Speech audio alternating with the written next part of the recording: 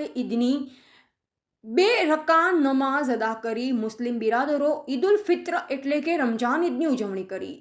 પ્રાપ્ત માહિતી અનુસાર સંજેલી તાલુકામાં આવેલ સંજેલી નગરમાં સંજેલી ઈદગાહ ખાતે દર વર્ષની માફક ચાલુ વર્ષે પણ ઈદની 2 રકાત નમાઝ અદા કરી મુસ્લિમ બિરાદરો ઈદ ઉલ ફિત્ર એટલે કે રમજાન ઈદની ઉજવણી કરી।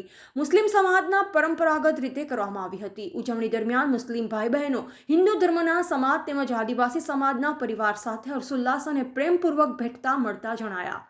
મુસ્લિમ સમાજના લોકો ઈદ મુબારક નિમિત્તે નવા કપડાં શહેરમાં સાથે ભોજનમાં નવી વાનગીઓ બનાવી એકબીજાના સગા સંબંધીને આપતા જણાયા। બપોર બાદ ગાજવીજ સાથે પવનના સુસવાટા દાહોદ જિલ્લામાં અમુક દાહોદ જાલોદ ગરવાડા લીમડી વિસ્તારમાં કરા સાથે કમોસમી વરસાદ પડવાથી દોડધામ જોવા મળી હતી।